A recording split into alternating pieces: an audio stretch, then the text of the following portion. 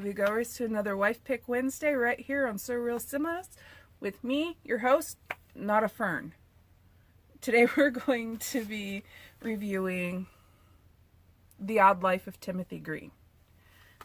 So grab your water, grab your tea, grab your coffee, your wine, your whiskey, whatever you're into, and let's jump into it.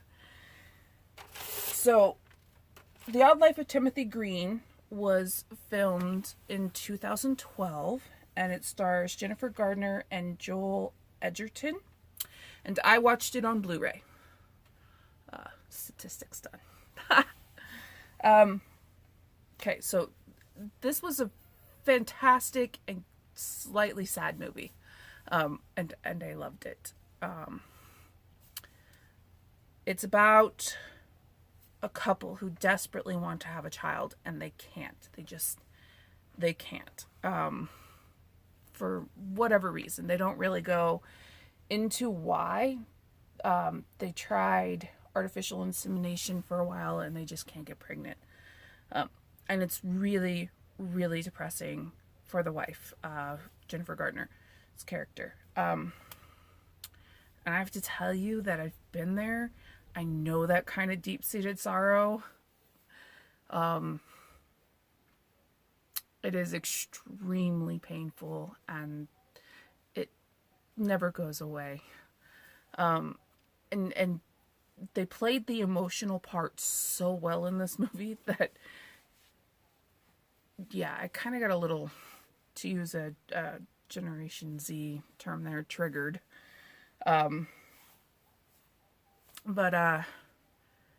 Yeah, so it's set in this really small town, and this town is only alive because of the pencil factory, which is really weird because who uses regular pencils anymore? And the pencil factory is gonna have to shut down because there's mechanical pencils and pens. And so they're fighting for a way to save this factory, which will in turn save this very small, very quaint town, which is fantastic. I have my notes here. Sorry. So you have this dying town and this really small town couple. And they really are like the quintessential small town couple, you know? And they're just devastated over this tragicness of not being able to have children. Now, the husband's father wasn't much of a father. He was kind of a jerk, honestly. And the wife feels like she has to keep up with her perfect sister all the time. And she's got this huge family. Her parents were never really around. Their aunts raised the girls. But her sister is just rubbing it in her face constantly, how perfect her life is, how great her children are. 'Cause she's got 3 of them. And all of that. And it's just really bad family dynamics play a huge part in this film. So they're sitting there on the couch and they decide to write down what their child would be like. Like the best case scenario thing.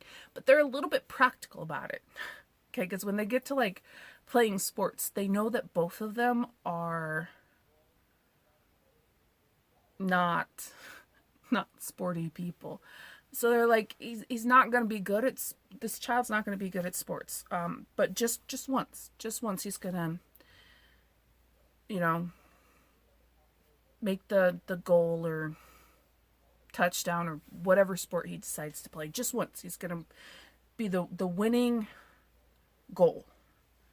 He's going to win the game just once, which is honestly kind of practical because your child's not going to be 100% perfect. There's there's always going to be things that you don't necessarily like about your children, things you wish you could change about your children.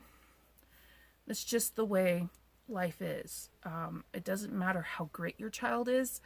If you look hard enough, there's going to be aspects of your child you wish you could parent better or mentor better or just all around change about them. For me, I wish that my son was better at making and maintaining friendships. He's not bad at it. He's just autistic, so he doesn't do that well. He doesn't do interpersonal relationships very well, and I wish I could change that for him, but I can't. I mean, we're working really hard at it, but I can't just make it change. So they take these notes that they write about what their child would be like, and they bury him in the backyard. And this is where it gets a little theological. And there's a lot of lines that I could draw to theology with this movie, but I won't. I will spare you that.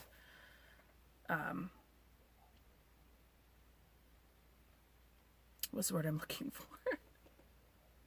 I will spare you that talk. That night, it rains, but it only rains on their house, which is a miracle. And a child grows from their wishes.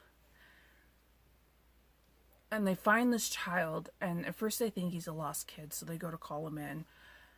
But then they notice, one, that there's a giant hole in the yard, and two, there are leaves on this child's legs. There's these leaves growing out of this child. So they give him socks to hide it because, well, other children are cruel. They decide to keep him. They give him he gives himself a name, I guess. He says, "Hi, my name is Timothy." And they're both like, "It's really crazy because there was 58 girls' name on our list, but only one boy's name, and it was Timothy." So God pretty much grew them a child. Which is fantastic. So how would you explain a child that grew out of the ground, out of your hopes and dreams and your wishes and your prayers? How would you explain that to people? I really could not even begin to fathom how I would try to explain. And here's the not so realistic part of this movie. If a child randomly shows up at your door, the next people who will show up your door are CPS, Division of Child and Families. I mean, the government is going to get involved. They don't here. I mean, the cops show up briefly, and they enroll him in school without a birth certificate, without all of the paperwork and documents that you have to enroll a child into school. So there's that little problem there. But still, he gets bullied in school. He doesn't do well. But he meets a girl, and she's weird. In kind of the best kind of sense, like, I don't know, there's something special about her. Especially for Timothy. He absolutely draws to her. So as he goes through, he's got to learn how to be a kid. You know, he's got to learn how to coexist with other people, with other children.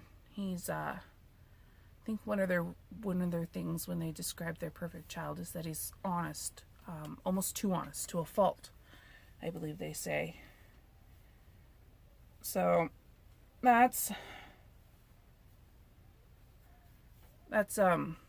causes him some problems.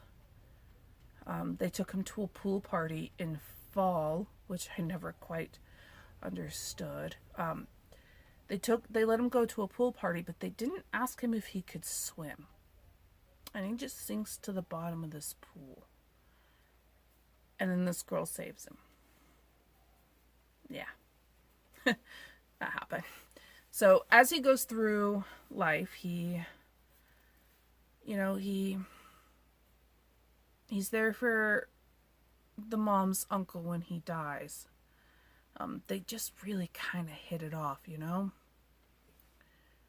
and he's doing all these things. He's completing these tasks, these things that the parents wrote down. And each time he completes one, a leaf falls off of his leg. But he never quite tells you what's going to happen when the last leaf falls. And that was interesting. And he doesn't tell the parents that the leaves are falling off of his legs. So, he's artistic. They put down that he's musical. He rocks, but the way he does it isn't the way you would expect him to do it. He's not, jamming out on. They go to the sister's recital thing she does every year for her children to show off how freaking perfect they are. I mean, who does that? Who puts their family on display like that? I could never put my children on the spot like that. So they, he just rocks out in a completely different way, and nobody thought it was cute except for the parents. Of course the parents think it's cute. It's their kid. The one they dreamed of, the one they hoped for. And of course the sister's being nasty about it the entire time. My children are better than yours, this, that, and the other. Where you really see the humanity in this child is with soccer. They enroll him in soccer. And he's terrible. He is absolutely terrible. He can't kick. He can barely run. He does finally make the game-winning goal, just like their parents had foretold. Only he makes it for the other team. So that was interesting. But there are other dynamics at work here. Having this kid in their lives allows the mom the guts to stand up to her sister and say, I'm really tired of listening about your perfect life and your perfect children, when all you do is nag on me about my parenting when I've been a parent for 5 days now. So she gets to set that relationship straight the way she's always wanted to, because now she's got to protect this child. So it gives her the guts to do that. Whereas the dad has to finally confront and stand up to his own dad, who let him down so much as a child. He was judgmental and egotistical, and if you're not the best, you're not worth my time type of dad. And so he gets to fix that relationship, also because of this child that comes into their lives. And it's really interesting to see how an innocent child can change you. What kind of person you become when a child comes into your life, when you are responsible for another human being. The things that you will do that you would never have done before. Stand up to family members. Stand up to administration. To your boss. To the school. I have huge anxiety problems, and I put myself out there for my children all the time because it's my children. And it's interesting to see that played out. I see it in other families all the time, but to see that reiterated in our our imaginings and our storytellings is really nice to see. There's another element to this movie that I want to touch on really quickly, and it is about foster kids. And as I've said in other videos, Graham and I have been foster parents for 12 years. We absolutely loved it. We would do it again in a heartbeat if we could, but our current circumstances don't allow for it. Foster kids go through this whole adaptation that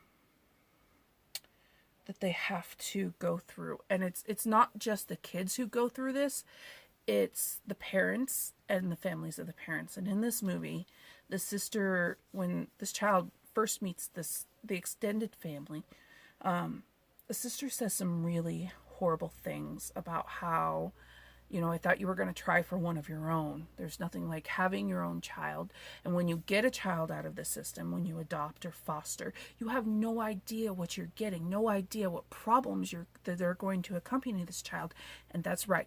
You have absolutely no idea what happened to that child before they came into your home.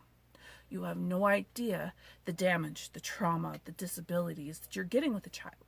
Now, you have no idea when you have a child what disabilities will come with that child. So that's just nonsense, okay? First of all. Second of all, that's right, you have absolutely no idea the trauma and the damage that come with that child. But if you know that child's going to come with damage and trauma, then you can prepare yourself and your family to help that child go through it. And somebody's got to help that child go through it. Why not you? That is, and I've come up against this whole battle with other people when we adopted our children. It's bullcrap. It is absolute bullcrap. There is no reason for me to have to produce my own child when there are plenty of children out there who need families, who need love, who need structure. Yes, they can be in really rough shape, but with the right help, with the right love, they can thrive. They can absolutely thrive. And that's all I'm not gonna go on a tirade on that. So yeah. Once his leaves have all fallen off, it's only the second time that the county has rain. And a huge storm comes. And the parents know immediately, the child knows immediately that he's going to have to go back. He finished it. He did all of their wishes. He's going to have to return to wherever he came from. But he does something absolutely amazing. First of all, he writes his parents a note explaining why he came and why he has to go. And in that note, he describes how he's left leaves for all of the important people. One was buried with the uncle. He gave 2 to the girl, and she did amazing things for him. And he did amazing things for her. He gave 1 to his grandfather. Gave 1 to the coach. He gave 1 to the mom's boss who fired her. He gave 1 to his parents. He's leaving these little reminders that he was there. And children, that's what children do. No matter how long they're in your life, they leave their little footprints on your heart and in your life. We've had several children come in throughout our house throughout the years, and each one of them have changed us. Changed the way we see the world, changed the way we parent, changed the way we interact with others. Each one has taught us things that Graham and I will never forget. And sometimes those things are integrated into your everyday life. The way I interact with special needs people has changed because of the children that have come into my house. So, at the end of the movie, you know, the mom and dad finally get to fully adopt a permanent child, not one that's going to go back to the garden. I have no idea where he went to. And it's an absolutely beautiful moment that this miracle child came in and made them ready to be parents. Showed them that their wish can come true, even if it's not biological. Sometimes our wishes can come true in the weirdest of ways. So, yeah, it's The Odd Life of Timothy Green. Give it a gander. It's an absolutely beautiful movie. That's all for me, and I'll see y'all next time in the theater. Toodles.